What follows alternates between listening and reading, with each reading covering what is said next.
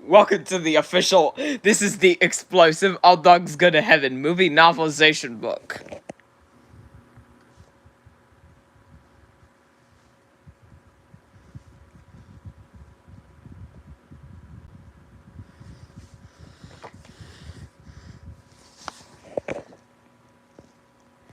A steady tap tap tap echoes through a stony tunnel, far beneath the quiet grounds of the New Orleans dog pound. From the darkness comes an anxious whisper. Itchy a few more degrees to the left. Itchy a loyal dachshund armed with a tool for every occasion strains to see in the flickering beam of his miner's cap. He continues to tap his chisel in search of his best friend's voice. No, your other left. Charlie directs his nervous buddy from in behind a wall of dirt. Once a carefree hound about town, Charlie B. Barkin is now a mutt with a mission. Tonight he is going to break out this miserable prison to which he was wrongly committed. As dogs go, dachshunds are built rather low to the ground, a fact which makes them particularly prone to getting dirt up their noses. Itchy tries to curtail his sneeze, but is useless. Achoo! Dirt and rubble fly everywhere. Are you gonna do that again? Asks Charlie impatiently. Stand back, Itchy warns as his nose gifts off another tunnel-shattering blast. The force of the sneeze at last clears an opening to Charlie. Itchy, you're ingenious. Am I glad to see you? Exclaims the convict, unable to see Itchy at all in the dark cavern. Where are you? Itchy fumbles toward Charlie. Smack into steel pipe stands between them. In his hurry to remove the obstacle, Itchy blasts the pipe with a blowtorch, which flares dangerously close to Charlie's nose. Put the thing out, Charlie screams. What, are you trying to kill me? I'm so sorry, boss, but the pipe, Itchy explains as he produces a power drill instead. Wait, Charlie warns him. I think this might be a water main. Nah, Charlie, water mains are green. This is red. You're colorblind. Charlie reminds Itchy. It's true, but this is green. It's red, insists Charlie. Red? Echoes Itchy as he puts the mighty drill to work, pummeling through the water main. Water gushes from the pipe. From the dog pound, a fountain spews forth into the night sky like an erupting volcano. Aerial search lights crisscross the pound. A siren wails, and two dogs stumble through the obstacle course of Itchy's precious tools as they hurry to escape. There is no time to stop, not even for Itchy's favorite drill. But Itchy, true to his name, can't help himself and begins scratching as bullets whiz by. Charlie yanks his pal and drags him along. I can't help it, Charlie. I itch when I'm nervous, and Itchy has plenty of reasons to be nervous, and the pair escapes by a tail hair from the maelstrom of searchlights and a gunfire out into the night. Beneath a canopy of stars, crickets chirp, and Louisiana bayou glistens in the moonlight. Water laps gently against a derelict freight ship, home of a floating canine nightclub, once known as Carface and Charlie's Place. That was before Carface. Before Carface, Charlie's greedy pit bull partner devised a secret plot to leave Charlie in the pound and himself in control of the entire operation. Now on the crooked wooden sign, Charlie's name has been crossed out. Inside, a dingy cargo. The dingy cargo room buzzes with excitement as a pack of rats careens after cheese on wheels, zooming around the loops along a roller coaster obstacle course of oil slicks and mattress springs toward the finish line. From his box seat bucket, a bow-tied bulldog calls the race as Dogs of every variety cheer on their lucky rat to win them a share of the club's steaks and chops. A black and white runt named Squad Car wins the race. The long shot, leaving most of the motley crowd ripping up losing slips, the downcast and broke. If you ask me, I think the house is rigged, complains one disgruntled fox terrier who has the bad news. No, but he has nothing left to bet, I mean. A luckier Chihuahua joyfully presents his winning ticket at the desk, only to be handed a moldy half-eaten steak. He sniffs it disgustedly, not the only thing that's run in Carface's joints since Charlie disappeared. But the show goes on as a new heat begins. The dogs keep on betting, and the rats keep on racing, until suddenly a triumphant yodel silences the hubbub. All eyes turn with shock to see, standing in the entrance of the dilapidated club, one Charlie B. Barkin. What do you know? What do you say? Calls the happy-go-lucky visitor. A bedraggled Itchy follows, echoing the salutation. The salutation? The crowd faces them in stunned silence. Then, finally, down in the mouth, the basset hound asks what all the dogs are wondering. Charlie, ain't you supposed to be on death row? No, barks Charlie without hesitation. The dejected dogs could gather one by one, straining to believe their eyes, howling their wills to Charlie and Itchy. Things have changed, Charlie. Since you've been gone, life hasn't been no piece of cake, explains an elderly, once beautiful Labrador. Carface hasn't been treating us too good, adds the lucky Chihuahua. While Charlie tests his luck at the dice table, things are tough, but we carry on, the Labrador moans. Could you spare a couple of bones for old time's sake? Wails the deficient hound in his tattered old top hat. Charlie rolls the dice a winning toss and picks up his prize in bones. Why settle for a couple of bones? Reasons Charlie, depositing his winnings into a slot machine when you can have the whole bag. Charlie, look, you've hit the jackpot, and sure enough, from a huge net above, Charlie and all the gloomy onlookers are showered with choice bones and steaks. With Charlie back, spirits begin rising again. Charlie and Itchy are the life of the party, and the nightclub lights with their song and dance. Together they howl, you can't keep a good dog down, with delight, grinning that no hard times or mixed up pedigree could ever hinder their such success. The old gang hoists them high over their shoulders like a couple of returning heroes. Before long, everyone is singing. All the festivity summons Killer, a mangy nearsighted greyhound, down from the sight of to Carface's office above. At the sight of Charlie, Carface's wimpy stooge reels back in horror. How could this be? Charlie's unmistakable yodel resounds through the room. Charlie's back, no mistake about it.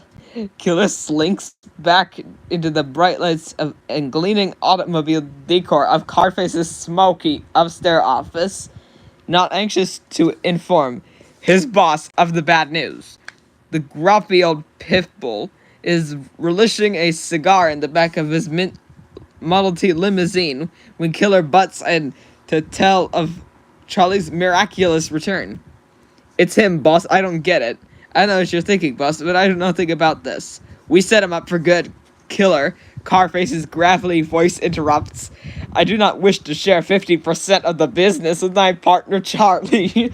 When he and his thugs arranged to have Charlie locked away in the pound, he was certain that he would never see them out again. But now, you want I should go squeeze his head with the pliers? Killer laughs evilly. Killer, there is no way to treat an old friend, Carface explains between pitbull puffs on his foul-smelling cigar. Friends must be handled in a friendly and business-like way. He grins knowingly at Killer, baring his shark-like teeth. He has another plan up his sleeve, intent on keeping the 100% share of the profits. Below, as the party continues, Charlie makes his way up as the old familiar stairs to seek out his old partner. Carface greets him with mock surprise. Charlie, oh, he purrs sweetly. Is it really you?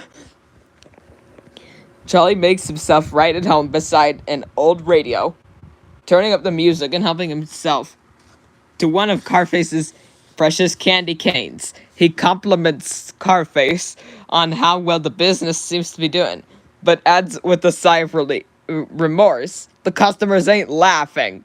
Gamblers are never happy, Charlie. Charlie doesn't agree and lets Carface in on his plans for a new improved nightclub.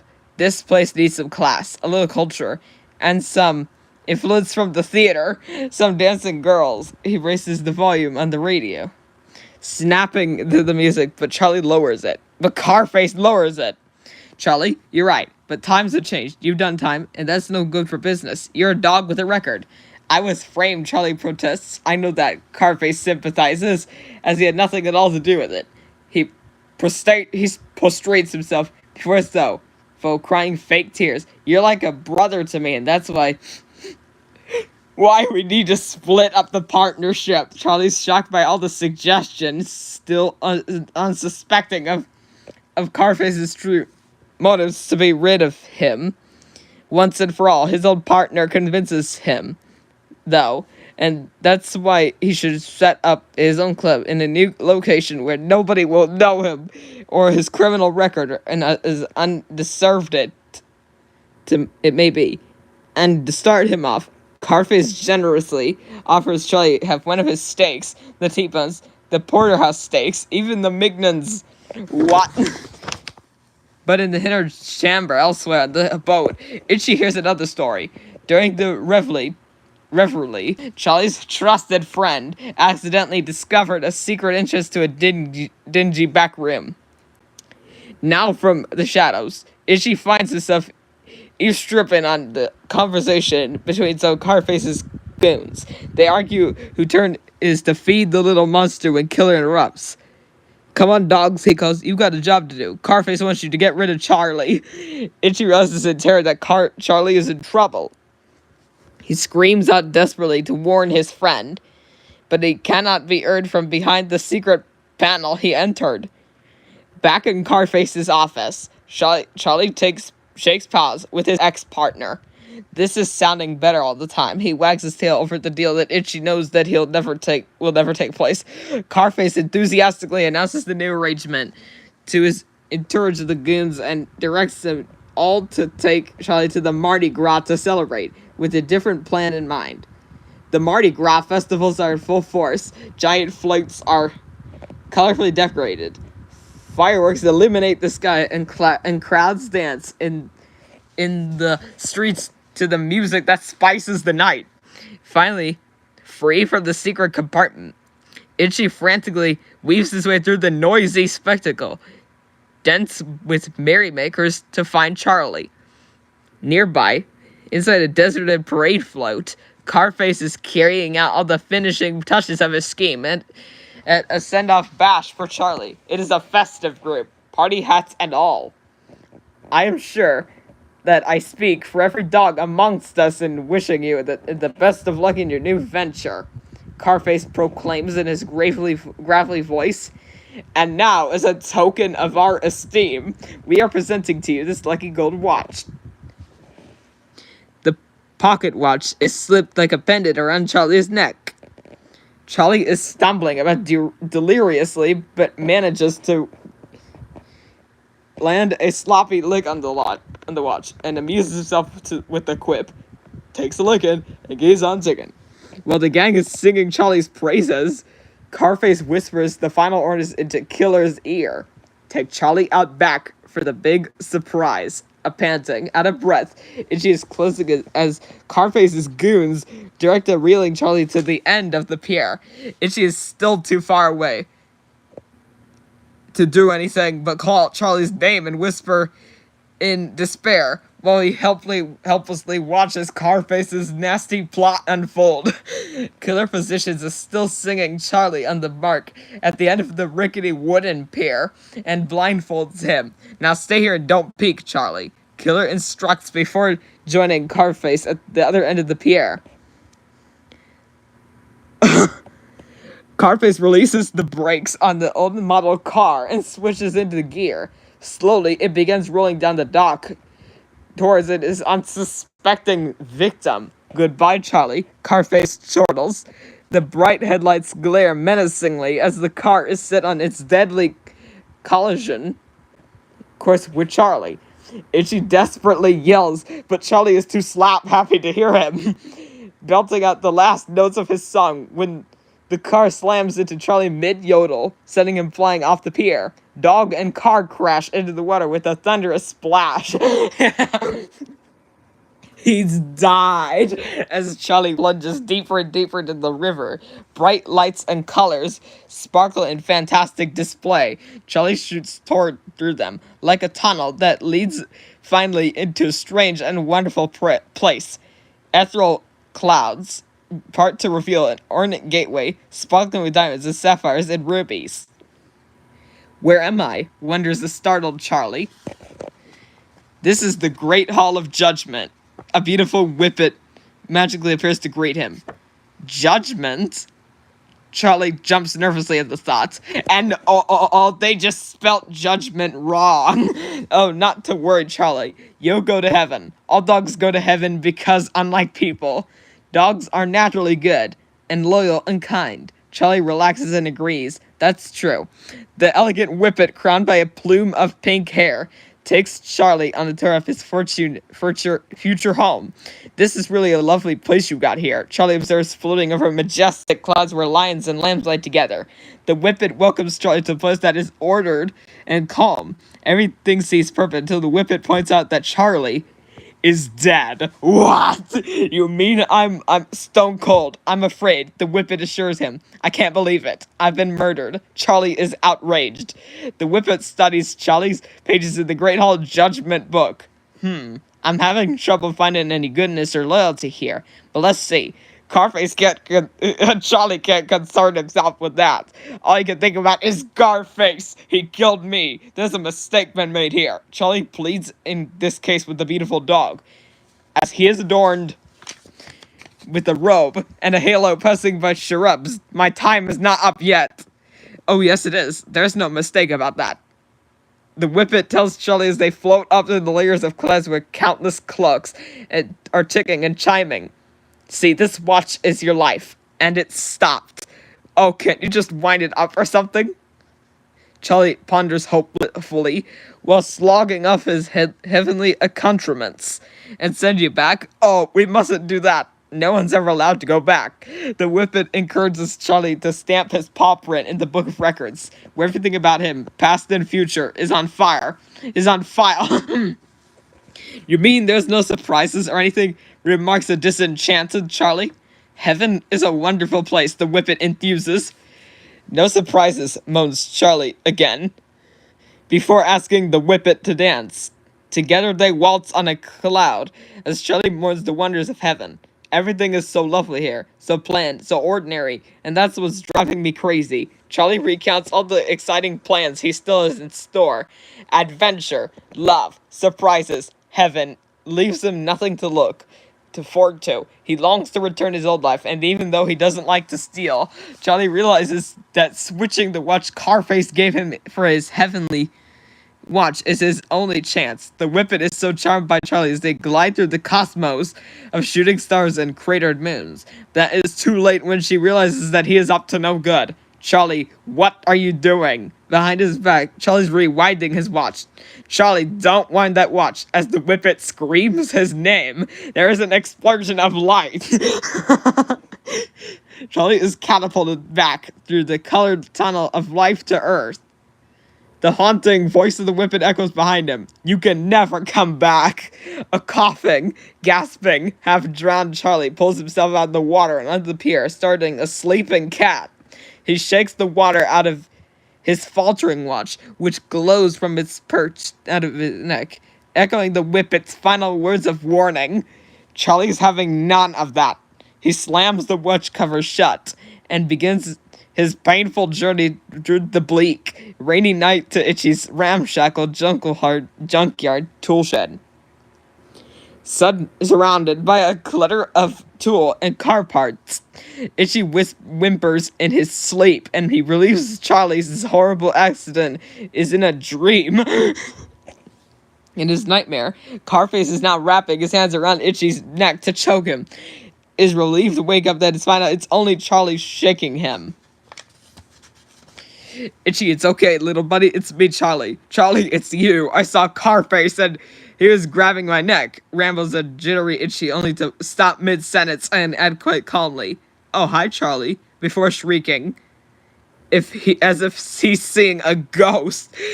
Charlie tries to quiet the frightened dachshund, but Itchy is determined to get as far from the spooky apparition as far as he can. "Oh, Charlie, get away from me. Get back. Don't hurt me." A terrified Itchy tries to bribe the ghost, throwing everything from his 9-piece ratchet set to a Rolls Royce hood ornament from his prized tool chest. "Quiet, Itchy," Charlie soothes. "I'm not a ghost. I'm not dead."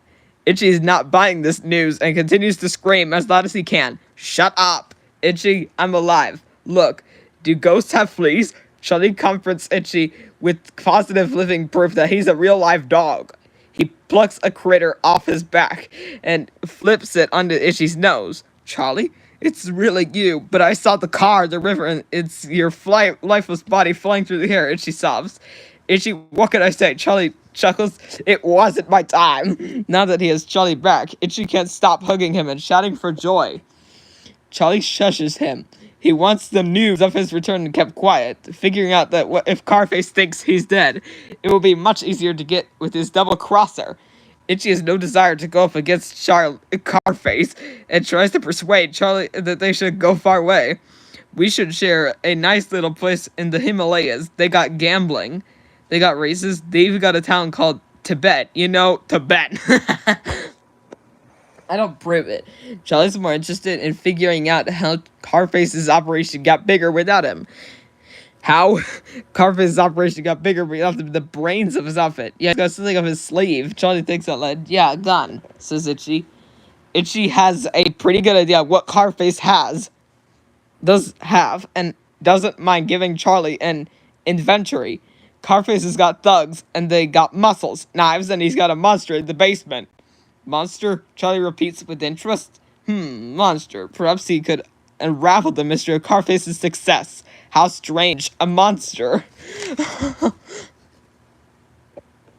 Itchy wants to go spying at Carface's, and on a monster no less. About as much as he tries to go to a dog catcher's per convention. He resists at every step, but Charlie prods his pal along into a secret event at Carface's nightclub, where the two have a hound's eye view at the end of the boat's dungeon room. Nestled between a labyrinth of pipes is a bed, besides which stands a figure in rags. "Charlie, I just know we're both gonna die in a situation like this." Itchy does the only sensible thing. He scratches himself like mad. Charlie has no patience for this. All he can think about is the monster. Charlie grabs the terrified Itchy by the tail, which only frightens him more. "Now there is your monster." Charlie chides his buddy as they peer through the fence grating as the monster pulls back its rags, revealing a sweet little girl with short dark hair topped by a bow. She wears a tattered, patched dress and clutches a rag doll on her side. "Will I be?" remarks an astonished Itchy as he watches the little girl speaking gently to a caged rat. Carface appears in a cloud of cigar smoke, with Killer trailing behind. "Mr. Carface, can I go outside today?" the little girl asks politely. "Sure you can, little girl, but first you gotta talk to the rat." Carface puts his head right up to the cage, not sparing the scared rat from the sickening cigar smoke. Even Killer coughs in protest. Charlie and Itchy discover Carface's secret. This is no ordinary little girl. This little girl can talk to animals, including dogs, and they can talk to her. After a kindly pat of Mr. Longtail's head, The girl asks if the other rats can race on Carface's track. Twizzle has a cold. The child translates after Mr. Longtail utters a string of rat noises. She should drink soup. The kind the child suggests. This continues, but Carface grows impatient with the little girl's concern for the animals. Hurry up, hurry up.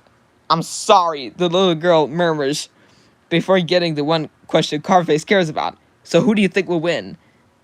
After a few more sounds from Mr. Longtail, the child reveals, oh, I see, the spotted gray. Carface, armed with the information he came for, grabs the cage to leave.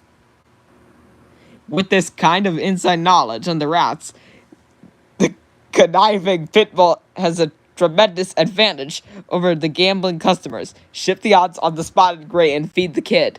Carface orders, oh, boss, do I have to once killer?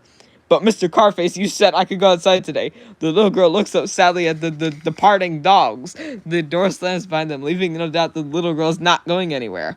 She sits down in the corner, weeping to herself. Up at his hiding place, Charlie is licking his chops. A little girl who talks to animals. It doesn't take a great thinker like Charlie Long to figure what a golden opportunity this is. His eyes are green with dollar signs. The jingle of imaginary cash registers are music to his ears. Poor child will kidnap her. I mean rescue her. Charlie informs Itchy as they make their way through the grating of down the stack of crates to the small child. Oh, little girl. Charlie softly calls for her attention. At first she is frightened, but as Charlie talks to her, she comes out wearily from behind a staircase. Excuse me, am I to understand you're being held here against your will? Let me introduce myself. I am Charlie V. Barkin, and this is my associate, Itchy Ford, Itchy Dachshund. Oh, man. Mr. Itchy to you, and it strikes me that this is not the kind of place to you. Charlie offers to take the girl away, already setting the work packing her few possessions for her. He wonders aloud where her parents are. I'm an orphan, the girl sadly admits. As far as Charlie's concerned, that's all the better. She can stay with Itchy. What's your name, little girl? Charlie inquires, but before she can fully answer, Itchy makes it perfectly clear that wants out of Carface's boat and make an involvement with the girl. Charlie straps the pack bag to Itchy and gladly offers to let the girl stay with himself instead, giving her doggy back right out of the basement. Anne-Marie. Huh? You asked my name. My name is Anne-Marie, declares the girl in a sprunky tone. Yeah, sure. Charlie goes on hardly listening to her as he lists the benefits of staying with him. Canopy bed on stars, open hearth, and 3 square meals a day. Radio heater, white walls. I live in a cab, low mileage, of course. To himself, Charlie's considering the high mileage Anne-Marie should be able to afford him. The secret of Carface 6's success is now under new management.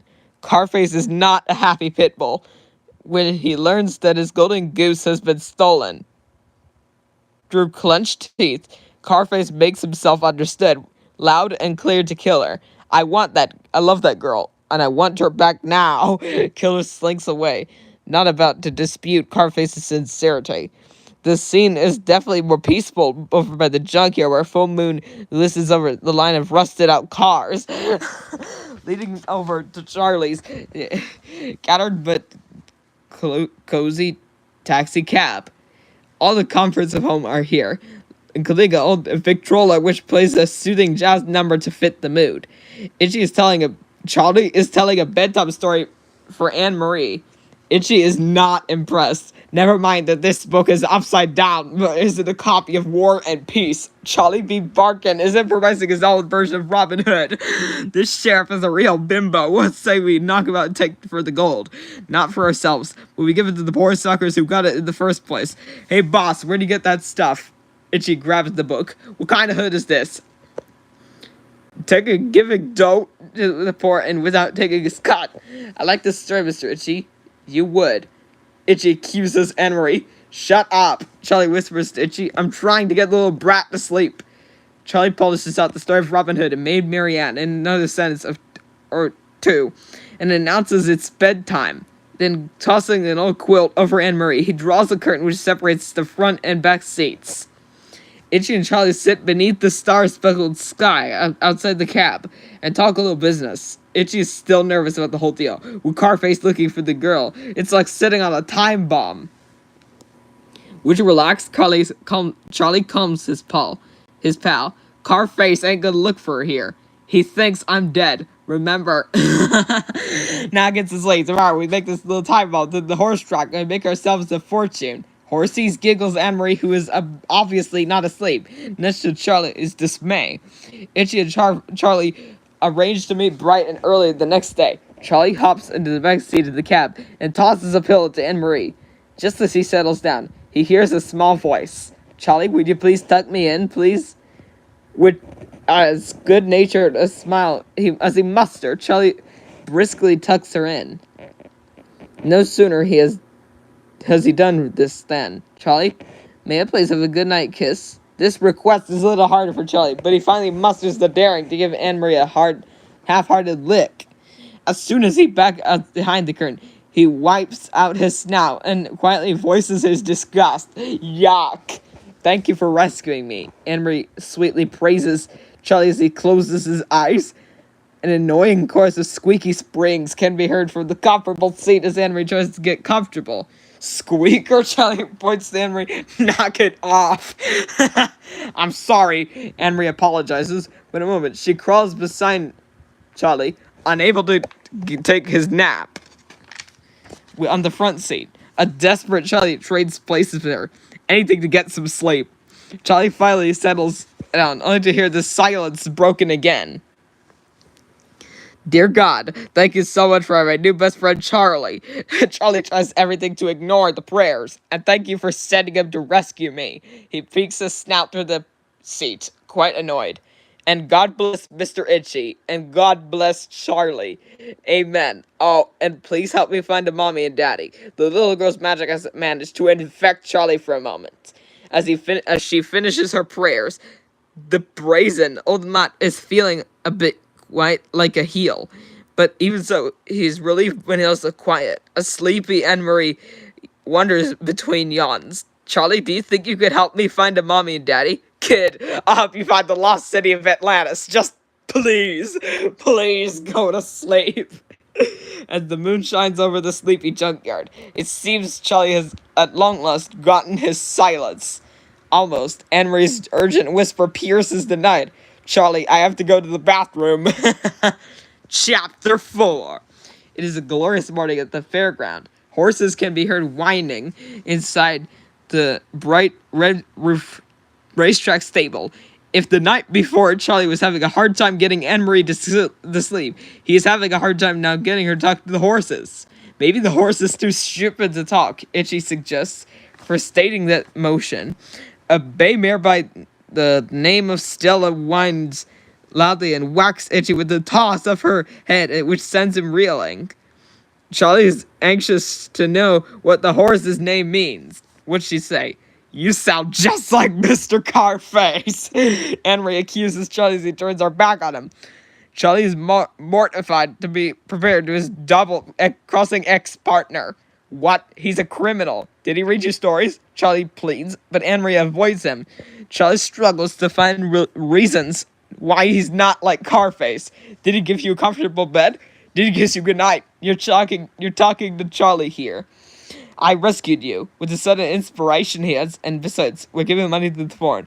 Boss! She is starting to wonder about Charlie's sanity in immediately objects. Sharing the money with the poor, Charlie amends his plan. Anne Marie perks up at this. You mean like Robin Hood? And another thing, Charlie confides, if you're serious about this mom and dad business, you're gonna need a little doll of your own. You know, new dress, new shoes, I know about these things. Nobody wants a scrawny little doll in rags. Promise you'll help me find a mommy and daddy? Anne Marie is growing excited. Sure, I promise. Oh, Charlie. Anne Marie gives Charlie a great big hug. Any doubts says she had the best friend have vanished. Itchy is sick of the whole thing. But in her happiness, Anne Marie scoops him up the arms as well. Isn't that wonderful? She laughs. He growls at her. Anne Marie puts the protesting Itchy down at the sound the bay mare's whiny. Excuse me. Anne-Marie politely approaches the horse. Could you please tell me which who's gonna win today's race? We're going to give the money to the poor and buy me a new dress so I can get some parents.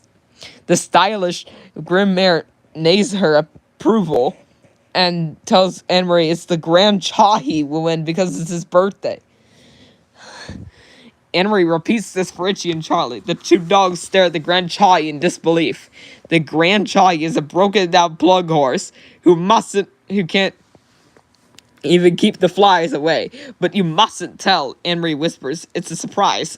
I'll say, Itchy mutters, not truly convinced. Charlie's doubts are winded away by Stella and he is ready to place the bet. Of course, placing a mischievous plan to get some. They wander through the racetrack crowds.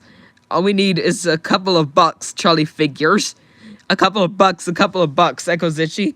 A couple. Anne-Marie picks up the chant thoughtfully. Yeah, a mom and dad. For their pickpocketing purposes, the people Charlie and Itchy check over for seem too thin or too fat. Suddenly, Anne-Marie, who has been looking over the crowd,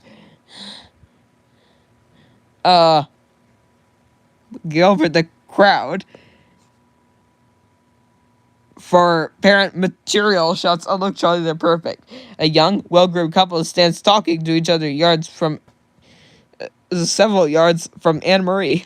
Charlie agrees but for quite a different reason. He and Itchy began their plan of attack, while Itchy distracts the couple with this lame dog round routine. Charlie attempts to lift the man's wallet with his teeth. Anne-Marie is oblivious to the dog's plan and innocently rushes over to help Itchy. Aw, is this your dog? The woman named Kate wonders. Well, kind of.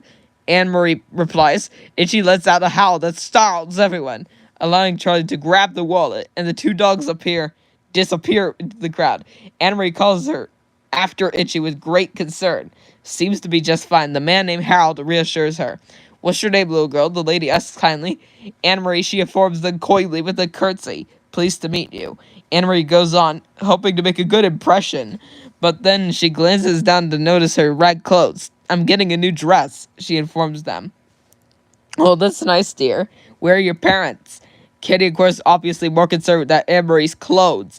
Anne-Marie's concerned that she's making excellent progress with the couple she has selected when her progress is cut short by an insistent whisper from behind a cluster of bushes. Squeaker, let's go. But I want to talk to the Anne-Marie starts to whisper back. Come on, we're gonna miss the Grand Chahi's birthday. And with that, Charlie plants a man's hat on her head and yanks her away. As an announcer broadcasts the last call for bets, stragglers approach the betting windows. One of them is a man with a strange figure and an equally strange wobble. Anne-Marie in a mustache and a hat is balanced on Itchy's shoulders, and Itchy is balanced on top of Charlie, with the three of them covered by a long coat. The betting conversation information is passed up from Charlie to Itchy to Anne-Marie, who replaces the bet in the deepest voice she can muster. Grand Chahi to win. The situation is Itchy in a nervous state. He is scratching away at Anne-Marie must scratch him before they all fall over. The bespectacled cashier grapes at the Grand Chahi terrible odds, wondering if it's peculiar, better know something. It's his birthday, Anne-Marie declares in regular voice, quickly covering by slipping back into her best baritone. She thanks the cashier for the ticket, and the three wobble away to the racetrack grandstand.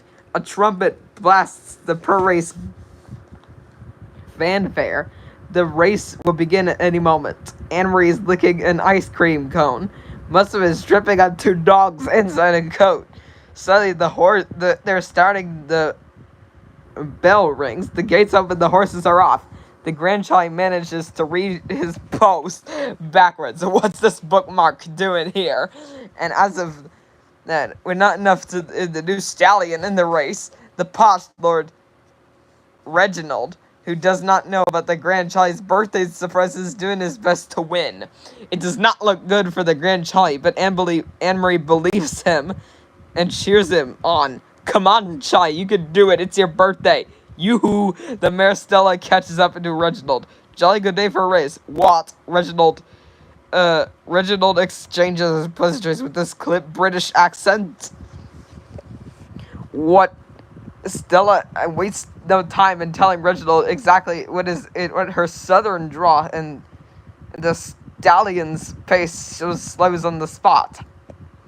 Stella nudges the pathetic child over along and sets the birthday boy into a flying leap over the finish line, into a cloud of dust, much to his and everyone else's amazement. Charlie and Itchy and Anne-Marie are wild with joy. Anne-Marie has a big kiss for Charlie, which he wipes off with a yuck when she looks back proudly at the grand Charlie in the winner's circle. And so begins the Wild Trio's winning streak. They go to every kind of sporting event with animals, from frog jumping to kangaroo boxing. Anne-Marie has a chat with the animals, determining the winner before eating match, and the money pours in for Charlie and his pals. The winnings are piling up, much to Charlie and Itchy's delight, but there's still no parents for downhearted Anne-Marie. Charlie is no fool, so when she notices how unhappy Anne-Marie is, he takes her on a shopping spree. Itchy and Charlie yodel their approval as Anne-Marie poses in outfit after outfit. The three feel on top of the world. In a smart blue dress, Anne-Marie feels she has taken the first steps forward, catching the eye of potential mommies and daddies. At last, the time has come for Charlie to set his grand scheme into motion. The plans are drawn. The junkyard cars are recycled into building material, stacked one on top of the other.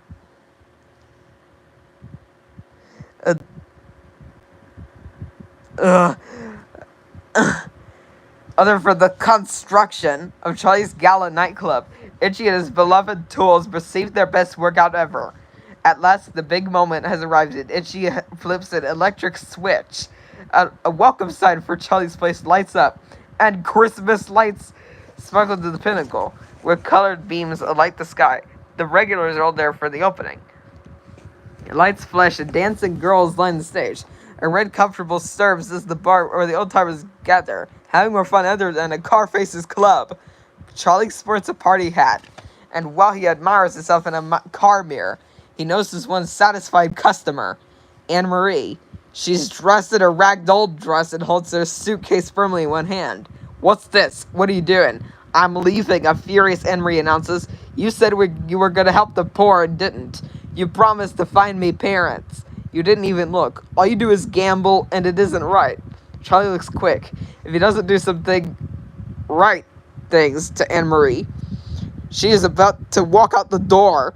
You know something. You're right. What a selfish kind of heel I've been. Anne-Marie isn't buying Charlie's act, but he doesn't give up. Thank you for helping me see the light. Squeaker, we're gonna go out and help the poor.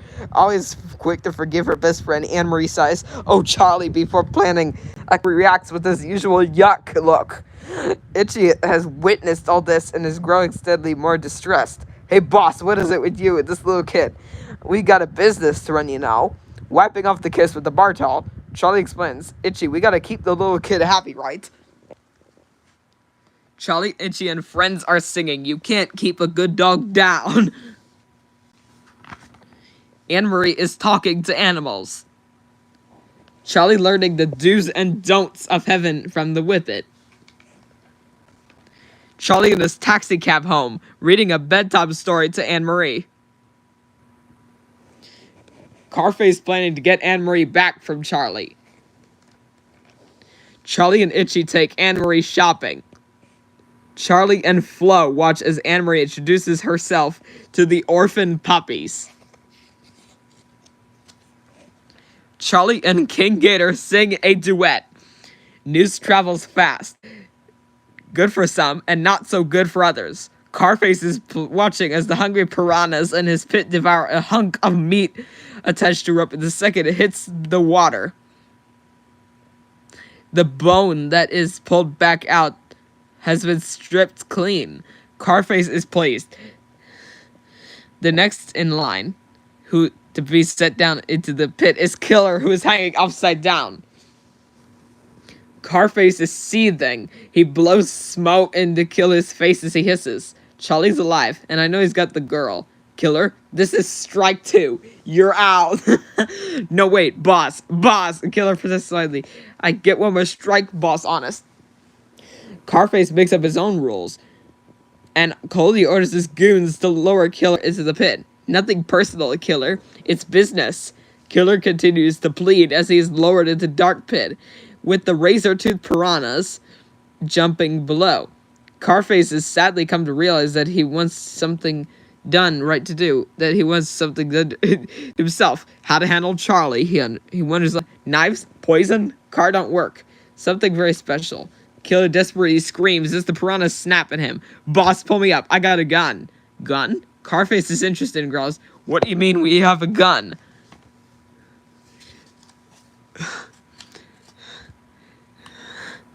Carface is in no hurry to pull up the hysterical Killer out of the water.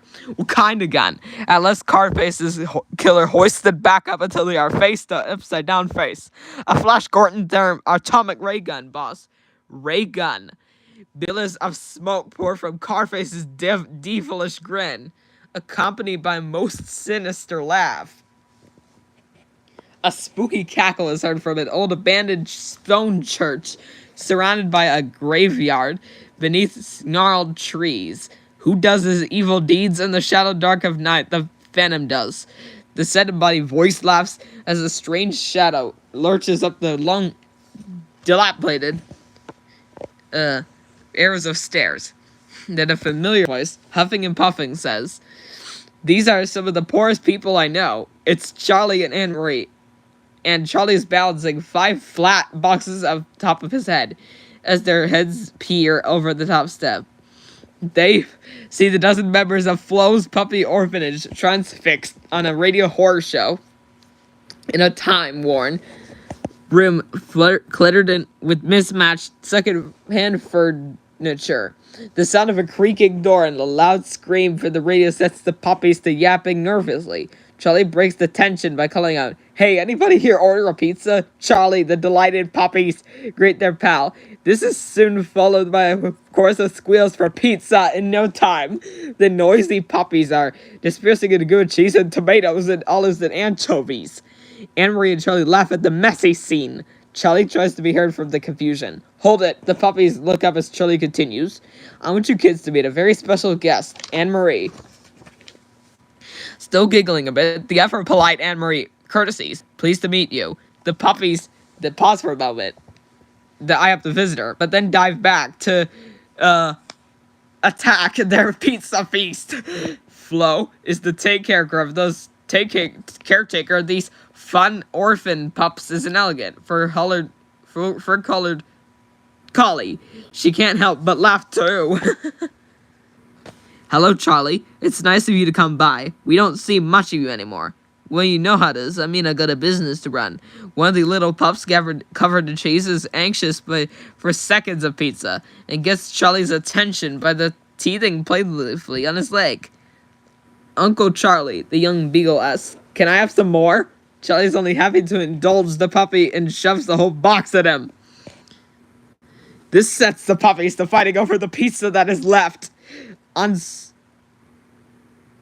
Uncle Charlie does his best to teach the puppies about sharing. The puppies are unwilling students at first, but then make a game of the lesson. Alas, when it's time for dessert, the puppies look like they already forgotten about sharing as they throw themselves on the lush chocolate cake. Away from the hubbub, Anne-Marie finds a wallet on the floor by the circular stairs going up to the attic. She opens the wallet and sees the wedding photo of Kate and Harold, the couple from the racetrack. Charlie, where did you get this? Well, you stole it, Anne-Marie gasps. Charlie is ashamed. I was gonna give it back, he lies. You stole it! It's all the horrified child could say. Tears well in her eyes. Hey, Squeaker, come on, kid. Charlie doesn't really know what to say this time. Anne-Marie feels all alone and climbs the spiral stairs up to the narrow, moonlit church without even looking back. One of the tiny girl pups, a satin cocker spaniel, slowly follows her. With her stuffed ragdoll nearby, Anne-Marie sits on a soft feather blanket near a window that is illuminated by the night sky. Stars twinkle outside as she gazes at the pictures of Kate and Harold and only imagines what it would be like if she and all the puppies in the orphanage could be a part of their happy family. While she's daydreaming, the puppies curl up by her side. Oh, what wonderful life would be without the people in the wallet. Anne-Marie could picture all the moments she could share with Kate and Harold. Working, playing, going for dives, romping in the park in shoes, or by the shores, saying a blessing at mealtime, reading together and being tucked in at night. It is also beautiful and loving that a wistful Anne-Marie keeps this dream locked in her heart.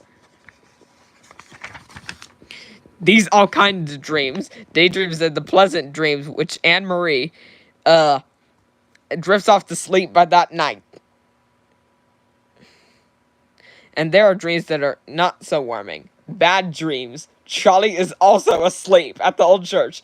The ticking of this heavenly watch begins pulsing with the whippet's warning. You can never come back. Charlie's having a nightmare and visit to a very different hall of judgment. In his imagination, his watch explodes, jolting him to a place bathed with dark, threatening, cumulus clouds, nerve-jarring electrical currents, and rockets of fire unleashed on the ground. A terrified Charlie tries to flee, but a black funnel engulfs him. And as he is being sucked in, howling Charlie is deposited into a fiery pit of red-hot molten lava. A winged, black-hooded creature greets him with a fearsome grin. Charlie falls into a small boat only to see the evil dog, who rolls over this forsaken place of endless despair, rise from a sea of flames. Thunder and lightning boom and crackle. The firing, breathing evil dog roars with wicked pleasure. Now you are mine. This dog blasts his fiery breath at Charlie, spitting fireballs which translate into evil K9 sprites that torment the helpless mutt. Charlie has nowhere to escape, sinking into the lava unless these gruesome noises and sights are replaced by the voices of the dear little orphan pups waking him up for worst of all possible bad dreams. When he's finally able to shake off these terrifying images, Charlie's first shot is of Anne-Marie. Where is that kid? She went to 402 Maple Street, a pink ribbon puppy tells him, strange to remember, to the Wallet family. At the home of Kate and Harold, Anne-Marie finds all her daydreams coming to life. Kate and Harold, dressed in night clothes, are even more wonderful in person. They were so grateful for the girl performing the good deed of returning the wallet that they invited Anne-Marie for breakfast. You like waffles? Kate asks as she cooks right at the sunny kitchen table.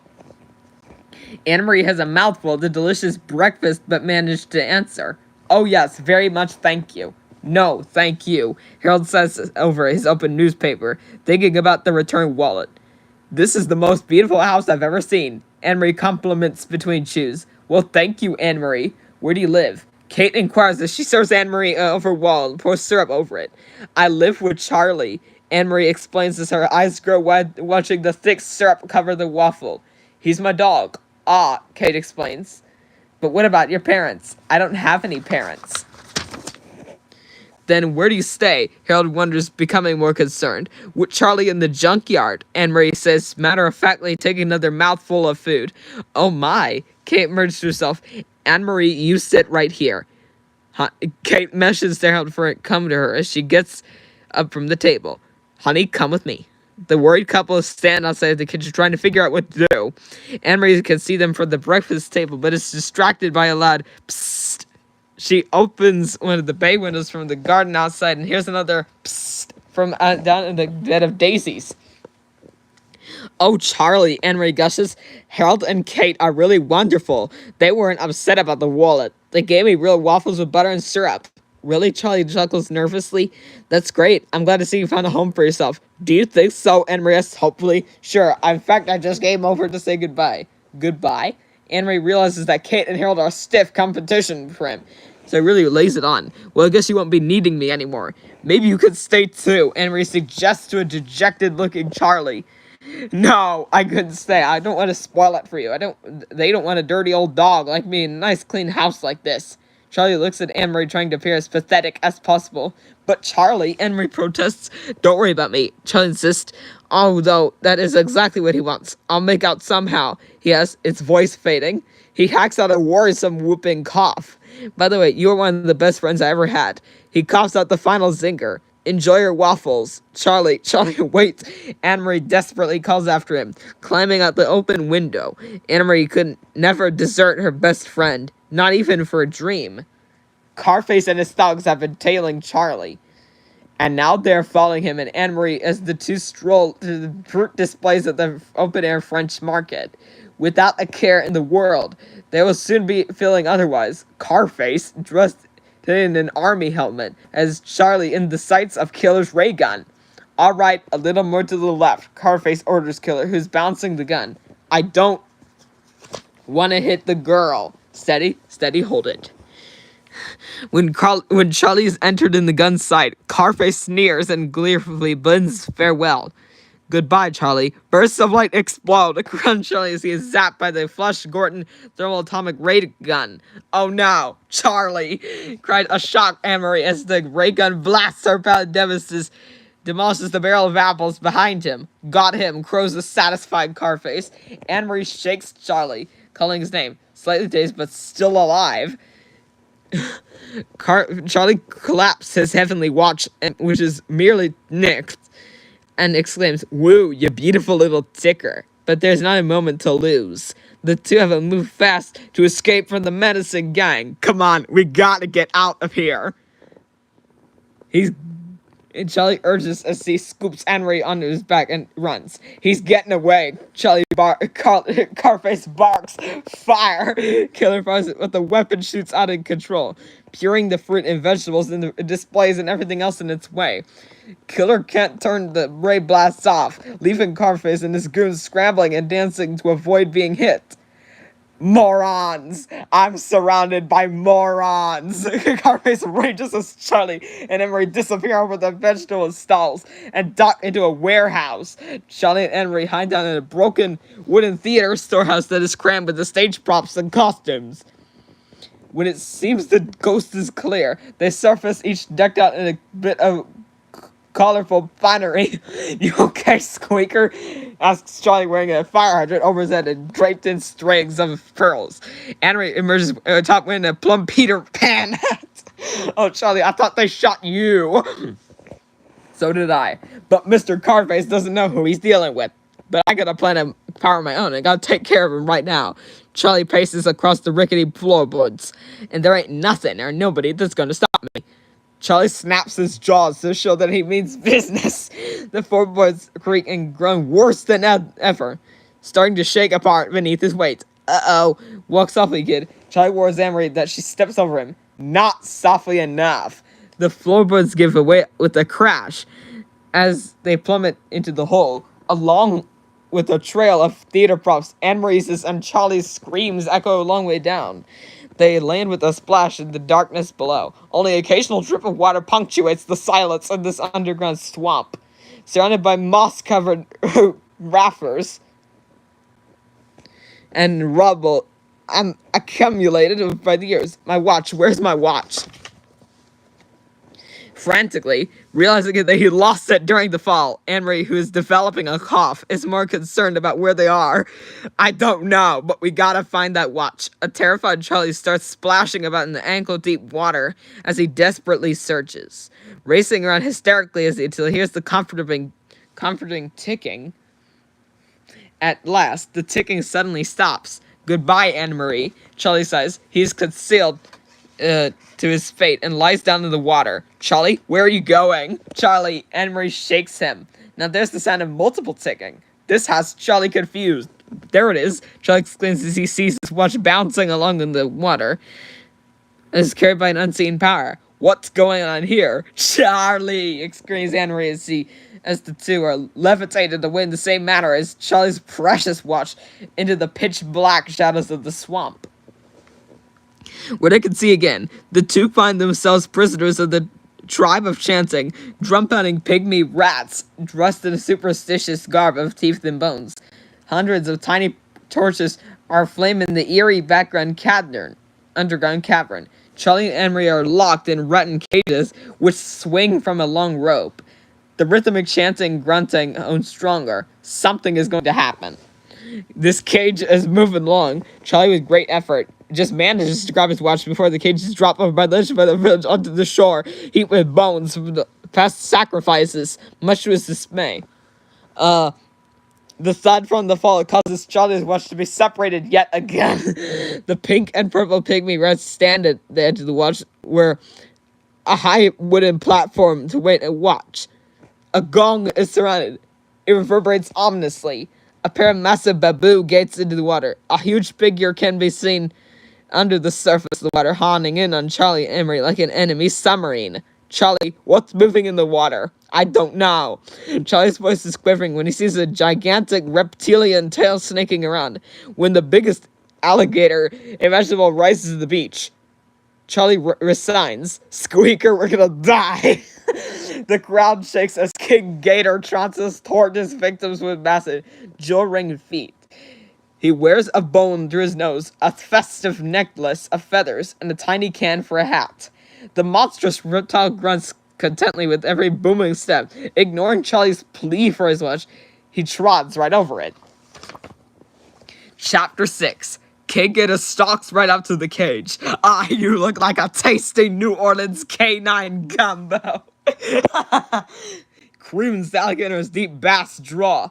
He looks over at Charlie as he were a 3-course meal. No, don't eat him, please, begs Emery as King Gator pops Charlie's toothy mouth, cage and all. Charlie howls his final yodel with everything he's got.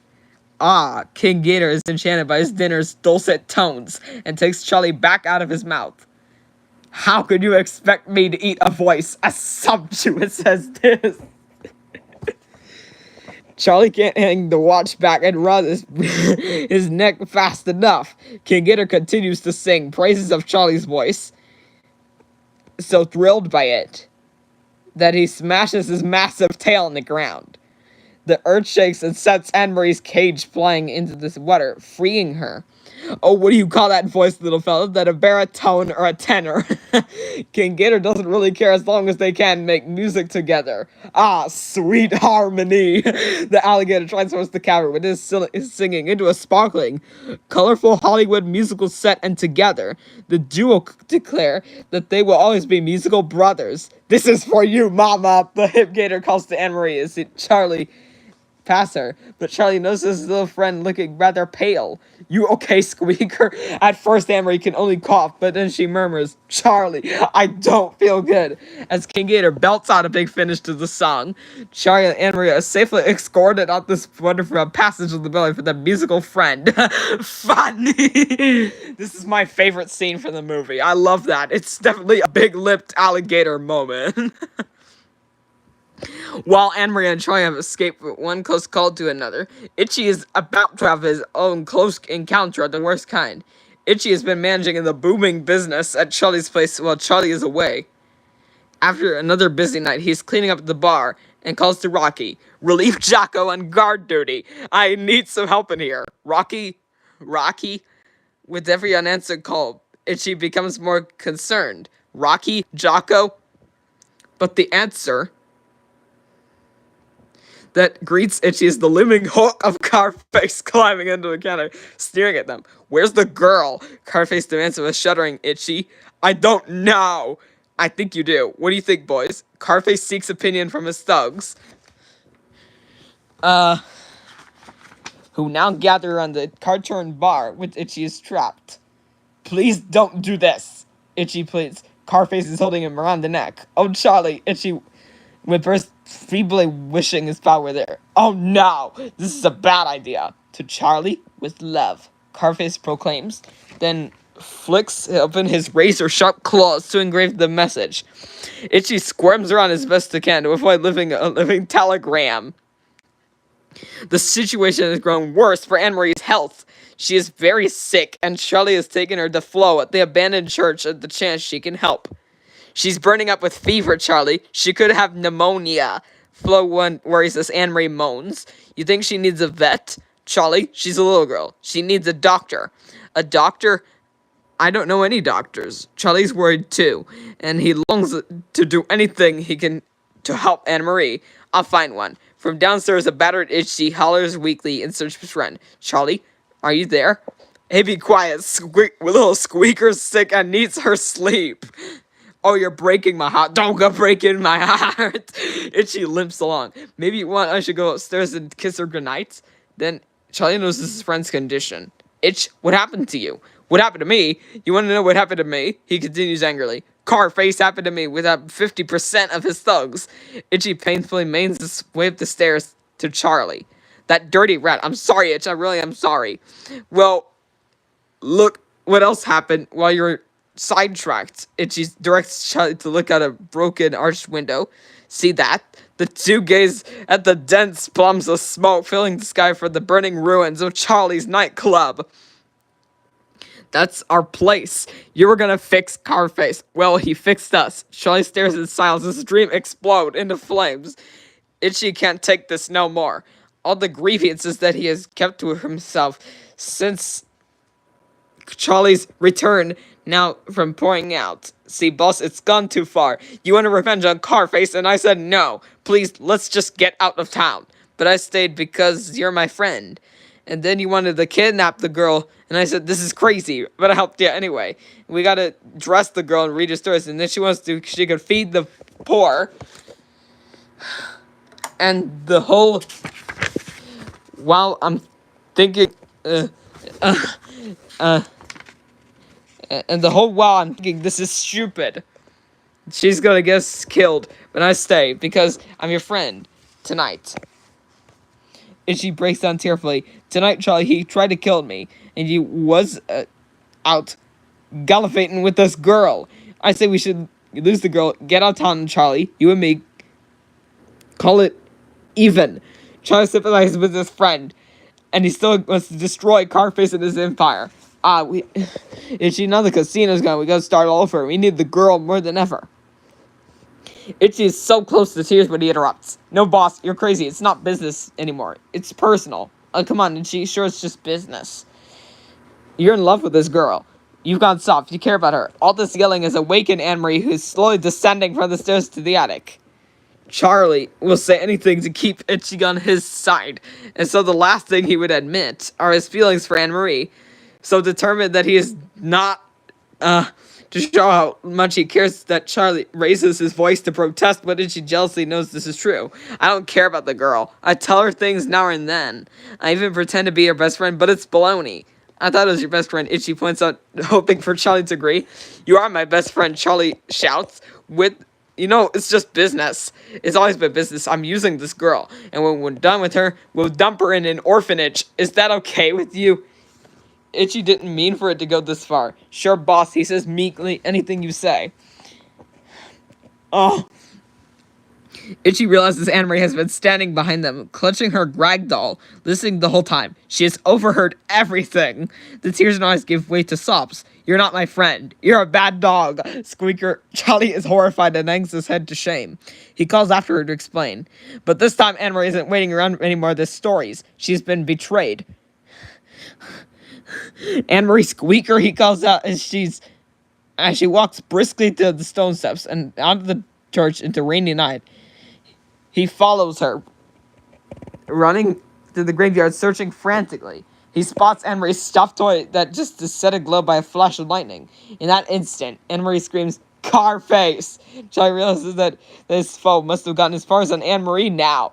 Charlie, his heart pounding, still rushes on, directing at the scream, still calling her name. By now, Itchy, who has been falling fast as the juries will follow, and Flo came running as soon as she heard Anne Marie scream. Both arrived, the little stuffed toy. Out of breath and upset the terrible turn of events, Flo instructs Itchy, take this to 402 Maple Street. She has friends there, and they'll know what to do. And hurry. Without hesitating, Itchy grabs the rag doll gingerly between his teeth and sloshes through the climbs up a heap of red streets of New Orleans. He climbs up a heap of old furniture to bark outside one of the elegant old manor houses. An old mustachioed terrier emerges onto one of the ornate wrought iron balconies. "What's at 402 Maple Street?" the terrier asks. Curiously, Itchy is out of breath, and with no time for long stories, will you just tell me where it is? Please. Charlie's in trouble and there's the little girl real sick. The terrier gives Itchy the directions. "What was that all about?" asks a frumpy Great Dane across by the din. "Charlie's in trouble and a little girl may die." The terrier may tell him. "Both dogs are bark out this urgent news," and soon more dogs are barking, passing the word along. Soon all across the rain-drenched cityscapes, the echoed howls of a dog telephone chain. Charlie's fault Anne-Marie's sent to Carface's place. The storm-racked river is washing up against the boat in large crashing waves. Charlie finds the cage over a wide-mouthed anchor shaft to the bayou where Anne-Marie is now being imprisoned, suspended. Charlie climbs up onto a stack of wobbling crates and looks in at his friend who is cold, wet, and shivering with fever. Anne-Marie, Charlie whispers as loud as he dares. "Come on, Squeaker, I'm gonna get you out of here." A moan and a cough are all that the little girl can manage from her tiny bed in the cage. "You really are sick, aren't you?" Charlie says as he jumps down into the cage. "Just hold on, kiddo. I'm gonna take you back to the Wallet family." As Charlie enters a sick child into his arms, an all too familiar but unpleasant laugh is heard. "Isn't this just the sweetest thing?" Carface remarks sarcastically to his thugs who are peering down at Charlie. "Take him, boys." Carface barks to his ferocious gang, who are only too happy to follow his disorder. Growling dogs pounce on Charlie from all the directions. He fights them bravely, spurred on his desire to help Anne-Marie.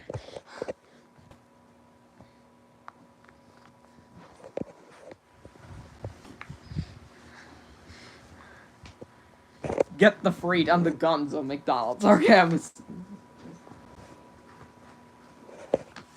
Others are trying to save the little girl too. A loud commotion of yipping and barking awakens Kate and Harold. The sleepy couple walks downstairs. Harold opens the door just enough to get a look at what makes such a racket in the middle of the night. "What is it, dear?" Kate yawns. "Dogs," Harold tells her father, rather surprised. He opens the door, which is a crack of further look. The front porch is filled with barking dogs of all sizes and breeds. Itchy demonstrates the rag doll of Harold, who is too flabbergasted to notice. As the robbed owner of his house moves to shut the door, Itchy spots his chance and slips through a small opening into the house and right through Harold's legs. Once inside, Itchy goes up the steps, becoming the rag doll exhaustedly before Kate, who is becoming more and more alarmed. "Harold, do something." Kate stutters nervously. Charlie's still fighting gamely against Carface's goons. Two burly Dobermans grab hold of the struggling Charlie and tie him with twine to the boat's massive anchor. In his efforts to break loose, Charlie kicks away from an attacking wolfhound, who relentless by chomping down with razor teeth and hard as he can on Charlie's toes. The only possible for Charlie is one tremendous howl of pain. There was only one dog in all the world who can howl like that from the depths of his watery empire. King Gator hears his friend's musical strains to bellow across the stormy night and surfaces to find its source. The anchor Charlie is strapped to is being lowered toward the waves below its final destination. Around Charlie's neck, the heavenly watch is ticking louder with the growing danger. Carface laughs. "So you see, Charlie, the story has a happy ending. The anchor slows before its final plunge into the river, so Carface can explain himself. A person appeared that faces said, 'Adversary, I keep the girl and make a fortune. You get to go to heaven.' Carface shoves a sticky candy cane. Charlie can only offer a muffled protest. The anchor is sinking into the water. 'You don't want to go to heaven, Charlie?' Carface taunts his victim. Up his neck, the river, Charlie uses the end of the candy to hook his heavenly watch in order to protect it above the water. If he lets the timepiece fill with water, Charlie knows it may stop ticking forever. Suddenly, a thunderous crash as all the dogs looking up in alarm. King Gator explodes through one side of the ship and out the other, splintering and uprooting Everything stands in his wake. A panicky voice explains, "Let's get out of here," cries another. Carface and Killer watches King Gator zooms underwater to rescue Charlie, who is now totally immersed, watch and all. With a well-placed snap of his mighty jaws, King Gator releases the musical hound, who makes for the surface before his watch stops. The sight of Charlie scrambling onto the pier alive is too much for Carface. The fuming pitbull cannot find words that adequately expresses his rage. He is now standing there, eyes bulging, utterly shouts of frustration. Meanwhile, Kate and Harold, along with Itchy, and it seems every dog in town, are racing down the city, roads on their way to the waterfront. Then Charlie and Carface engage in a wrestling battle like when King Gator continues to assault the ship like an out-of-control torpedo as the vessel rocks. The rope holding Anne-Marie's cage snaps, dropping the girl in a raging river. Charlie sees this in horror, abandoning his fight with Carface. Anne-Marie, as he makes his way towards her, the ship, fatally damaged, rolls over. Oil barrels topple and spill into the water, where sparks from an electric generator set the water surface ablaze. Anne-Marie, Charlie calls frantically as he spots his human friend lying unconscious on a small crate, ringed by a sea of flames. Charlie hangs his watch on a hook for safekeepings before he attempts a dangerous dive into the waters far below to save her. From behind, with a blood-curdling growl, Carface leaps on Charlie's back and sinks his teeth into his neck. Charlie screams in agony and snatches his watch back, only to drop it. Luckily, it lands on a small crate, bobbing the bayou's surface, sending it plummeting toward the fiery water below. King Gator rams the ship again, tossing both Charlie and Carface off their hedge highly above burning waters. Carface barely manages to hang on to Charlie. The pitbull loses his grip, slips from Charlie's back. The free falls. Carface doesn't have long to tread water below. King Gator sizes him up and delivers his culinary evolution of Carface. Delicious. Before swimming after the petrified dog, Charlie readies himself and dives into the water. He paddles over to a piece of floating wood and recovers his watch. His shoulder, he realizes he has a moment to spare. Anne-Marie slips from the bombing crate into the water. Charlie calls above the orange waters. Charlie places his watch on the crate before plunging after her. He gathers up Anne-Marie and starts to bring her to the surface. Above, a fiery log falls into the crate, upsetting Charlie's watch, which sinks in the water. While grabbing for the watch, and Charlie loses his hold on Anne-Marie, and clutching her again. The watch slips away. Charlie grimaces in frustration. He has to get that watch. When he reaches after her again, he almost drops the girl. Charlie looks at Anne-Marie's sweet face and knows what to do. Holding her, he swims to the surface. His watch, meanwhile, sinks into the muddy bottom of the river, where it lands in the blood and bangs open. Charlie and Anne-Marie come shooting out of the water, coughing and gasping for breath in the bottom of the boat. Fires are still blazing all around them. Charlie gently lifts Anne-Marie onto a panel of driftwood floating inside the boat and gives it a mighty shove along a safe path through the ship's hold. You can make it, kid," Charlie calls after her. Does as much confidence, and she does. Anne-Marie atop the boat board flows out of the ship and was currently spilling through King Gator's wreckage. Charlie sees that she's safely through and now go back to his watch, but already his body is beginning to twitch and contort to the views his undivided. But on the river bottom, Charlie dives down to find it, but the casing inside the watch housing it, the wheels and cogs that makes it work, is filling steadily with water.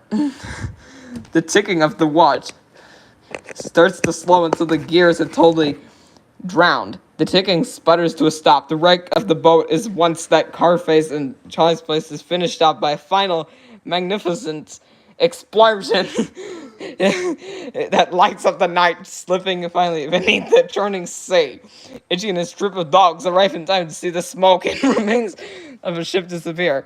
Itchy and Flo paddle the ways into the water, looking out over the wreckage. Imply simply says Charlie as if in heart he knows what had happened. The seat is calming. Out from a smoking mist appears a breath, being slowly pushed up to the chair by Killer. Henry, unable to stop coughing, lies weakly on her stomach. Police officers warn people to stand back as the red-white lights of the patrol cars flash rhythmically. Kate and Harold are waiting with the dogs and gasp in alarm when they catch sight of Anne-Marie as her graph floats in the rays of the searchlights. Ambulance attendants rush to the shore with a stretcher, waiting to attend the sick little girl. This long night is almost over. The storm has passed. A full moon rests peacefully behind the Victorian house at 42 Maple Street, where lights still burn in the windows. With the rest of city sleeps, Itchy lives into the spacious red bedroom. At Kate and Harold's house, where Anne-Marie is asleep under a pink quilt, her head nestled in a fluffy light pillow. Exhausted, Itchy jumps under the bed and curls up next to the little girl. The latch of the window clicks open. The curtains billow from a gust of wind, and a few stray leaves flutter into the room. An eerie red glow overtakes the gabled rooftops outside, rising up into the shape of the evil dog. His evil light swirling around and around until it seeps into the good bedroom and engulfs the room and the canopy bed. From out of his fiery mists, the figure of Charlie materializes, and he jumps down by the side of the bed where his two friends are sleeping. A squeaker whispers Charlie as he lays his head on the paws. I'm sorry, I'm so very sorry. Henry continues to sleep from the lair of the evil dog calls Charlie's name in a haunting roar that knows no mercy. But what comes in response to the evil dog's call is a glowing sphere of sparkling lights.